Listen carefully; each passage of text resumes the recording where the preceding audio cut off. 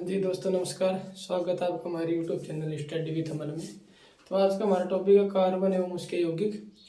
तो आज हम पढ़ेंगे कार्बन के बारे में। तो कार्बन क्या होता है? कार्बन कार्बन को हम प्रतिष्ठित करते हैं सी से, और इसका परमाणु क्रमांक होता है 6। परमाणु क्रमांक 6 होता है और इसका सूत्र होता है 6C12। ये 12 होती है इसकी द्रव्यमान संख्या, और इनकी संयोजकता होती है 4, अर्थात ये 4 बंधों के माध्यम से जुड़ सकता है, जिसमें सिंगल बंध और द्विबंध और त्रिबंध हो सकते हैं संयोजकता में। और कार्बन होता है, कार्बन के गुण है, इसमें कार्बन गुण कौन कौन कौन से होते हैं? कार्बन में श्रृंखलीकरण का गुण पाया जाता है, मतलब ये बड़ी से बड़ी श्रृंखला बना सकता है। जैसे हमने पहले आपको बताया था ना, जैसे मेथेन, एथेन, प्रोपेन, जो फर्स्ट क्लास थी उसके बारे में हम आपको बताया था। तो ये बड़ी से बड़ी कार्बन श्रृंखला बना सकता है, इसमें ये गुण विद्यमान होता है। और ये क्या होता है? चतुः संयोजक होता है, इसकी संयोजकता 4 होती है। जैसे यहाँ से H और H बॉन्ड से जुड़ रहे थे ना, तो एक बॉन्ड ये हो गया, एक ये और एक ये, तो ये हो गए 4, इसकी संयोजकता 4 हो गई।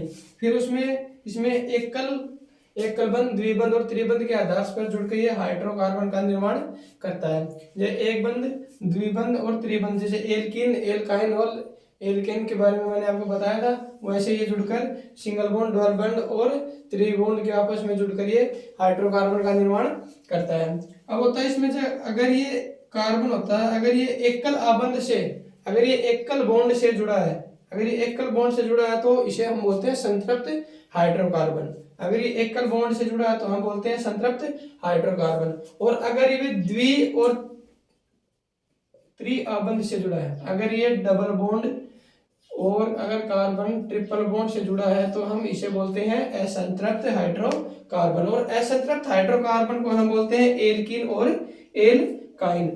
डबल और ट्रिपल बॉन्ड से अगर कार्बन जुड़ा है तो हम उसे बोलते हैं एल्कीन और एल्काइन बोलते हैं। हाँ जी दोस्तों, अब हम पढ़ेंगे कोयले का निर्माण। कोयले का निर्माण कैसे हुआ? तो लाखों करोड़ों वर्ष पहले पृथ्वी की उथल पुथल के कारण जो जीव जंतु थे, मनुष्य था, वो भी धरती के नीचे दब गई। और दबने के कारण हुआ क्या? जो धरती का या पृथ्वी का ताप है ना, उन ताप के कारण जीव जंतु या मनुष्य जो धरती के तल के नीचे दब गए थे, वो दबने के कारण जो पृथ्वी की सतह के ऊपर क्या हो गया? सतह के ऊपर जो प्रकाश था, वो प्रकाश का ताप है, उस ताप के कारण वो जीवाश्म ईंधन में कन्वर्ट हो गए। लाखों करोड़ों वर्ष पहले की बात है। अब लाखों करोड़ों वर्ष पहले ये घटना हुई थी, और लेकिन ये आज के टाइम पे जो हमें किसके रूप में प्राप्त होते हैं? आज के हमें प्राप्त हो रहे हैं केरोसिन है, रसोई गैस है, पेट्रोल है, डीजल है, इन सभी के रूप में हमें ये प्राप्त होते हैं। तो कोयले का निर्माण कैसे हुआ? लाखों करोड़ों वर्ष पूर्व पृथ्वी के उथल पुथल के कारण जीव जंतु थे, वो पृथ्वी के तल के नीचे दब गए थे, जिससे हम ये कोयले का निर्माण हुआ। अब हम पढ़ेंगे दोस्तों संकलन अभिक्रिया। संकलन अभिक्रिया क्या होती है? ऐसी रासायनिक अभिक्रिया जो उत्प्रेरक की उपस्थिति में पूर्ण होती है।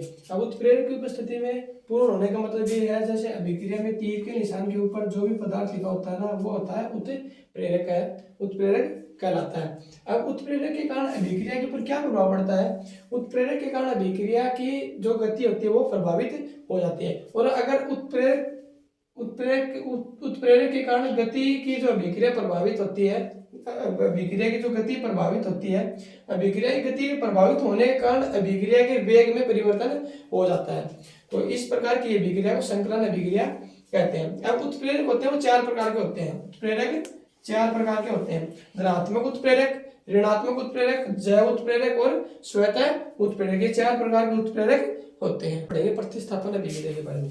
प्रतिस्थापन अभिक्रिया क्या होती है? तो प्रतिस्थापन अभिक्रिया ऐसी रासायनिक अभिक्रिया सूर्य के प्रकाश की उपस्थिति में क्लोरीन का हाइड्रोकार्बन में संकलन हो जाता है, ऐसी रासायनिक अभिक्रिया होते हैं प्रतिस्थापन अभिक्रिया। अब या हम इसको ऐसे ही बोल सकते हैं कि सूर्य की ऐसी रासायनिक अभिक्रिया जिसमें सूर्य के प्रकाश की उपस्थिति में मेथेन और क्लोरीन की क्रिया करवाने पर मेथिल क्लोराइड और हाइड्रोक्लोरिक अम्ल का निर्माण होता है, ऐसी रासायनिक अभिक्रिया को हम प्रतिस्थापन अभिक्रिया बोलते हैं। अब देखो, ये है मेथेन, CH4 मेथेन, और इसकी क्रिया अगर क्लोरीन के साथ करवाई जाती है सूर्य के प्रकाश की उपस्थिति में, तो इसमें क्या बनेगा? ये होगा मेथिल क्लोराइड, मेथिल क्लोराइड, और ये होगा HCl हाइड्रोक्लोरिक अम्ल। अब ये सूर्य का प्रकाश है, सूर्य का प्रकाश क्या है, सूर्य का प्रकाश की उपस्थिति में अभिक्रिया करवा रहे हैं। सूर्य के प्रकाश की उपस्थिति में अभिक्रिया करवाने, इस अभिक्रिया के ऊपर क्या प्रभाव पड़ेगा पूरी पर, तो इसका जो वेग है ना, इस अभिक्रिया का जो वेग है उसमें प्रभाव पड़ेगा, वेग में प्रभाव पड़ेगा, इसका वेग अत्यधिक हो जाएगा। और जो सूर्य का प्रकाश है ये क्या है, मैंने अभी पढ़ा है, सूर्य का प्रकाश है ये क्या है, उत्प्रेरक। उत्प्रेरक, उत्प्रेरक मैंने बताया था जो तीर के निशान के ऊपर होते हैं और जिसकी उपस्थिति में अभिक्रिया पूर्ण होती है उसे बोलते हैं उत्प्रेरक। इथेनॉल के गुणधर्म, इथेनॉल के गुणधर्म क्या होते हैं, इथेनॉल क्या काम होता है, क्या गुणधर्म है इनके, तो इथेनॉल होता है तो कमरे के ताप पर द्रव्य अवस्था में पाया जाता है, यह कमरे का ताप है, कमरे के ताप पर इथेनॉल द्रव्य अवस्था में पाया जाता है। इथेनॉल को हम बोल सकते हैं एल्कोहल, एल्कोहल जो हम डेली यूज में लेते हैं इसे बोलते हैं एल्कोहल। अब एल्कोहलिक पेय पदार्थ है, एल्कोहलिक पेय पदार्थ के महत्वपूर्ण अवयव होता है इथेनॉल। इथेनॉल होता है जो एल्कोहलिक पदार्थ है उसमें महत्वपूर्ण अवयव होता है, और ये एक अच्छा विलायक होता है, मतलब इनकी जो इथेनॉल की है वो कितनी मात्रा आप पानी या किसी अन्य पदार्थ में बहुत अच्छे तरीके से मिला सकते हैं, एक अच्छा विलायक होता है। और इसका उपयोग होता है वो किसमें किया जाता है, डिचर आयोडीन, कफ सिरप, टॉनिक, जैसे हमें खांसी हो जाती है, जुकाम हो जाती है, उसमें जो हम शीशी लेते हैं उसमें एथेनॉल की मात्रा होती है, और टॉनिक औषधि बनाने में इसका उपयोग किया जाता है एथेनॉल का। और एथेनॉल को किसी भी अनुपात में जल में मिलाया जा सकता है, मैंने आपको बताया। और तनु एथेनॉल की थोड़ी सी मात्रा लेने पर नशा हो जाता है, तनु एथेनॉल की अगर हम थोड़ी मात्रा भी ले लें तो उसमें हमें अच्छा नशा हो जाता है। और अगर हम एथेनॉल को ज़्यादा उपयोग में ले रहे हैं, अगर हम एथेनॉल या एल्कोहल की मात्रा ज़्यादा लेते हैं तो ये हमारे स्वास्थ्य को क्या कर देता है, खराब कर देता है, तो इसलिए हमें एथेनॉल का ज़्यादा उपयोग नहीं करना चाहिए।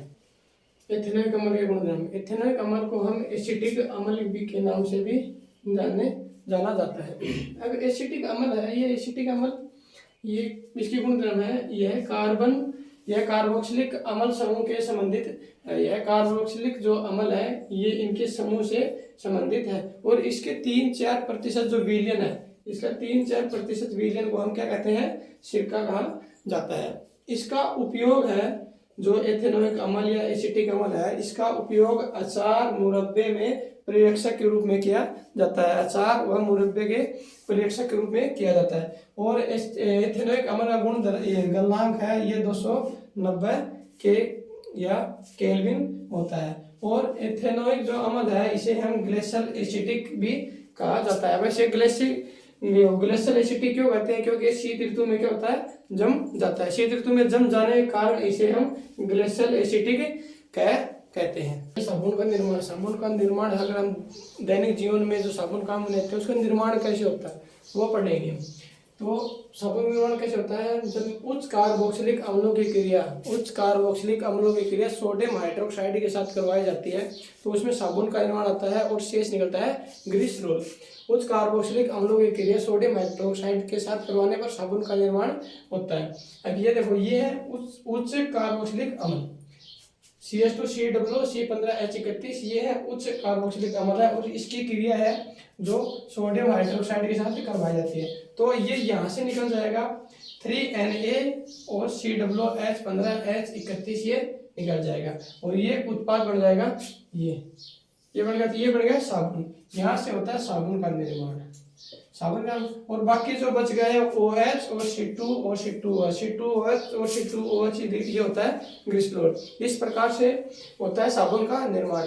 तो आज का हमारा टॉपिक अगर आपको समझ में आया हो तो अपने दोस्तों के पास शेयर करिए, लाइक कमेंट जरूर करें, और जय हिंद जय भारत।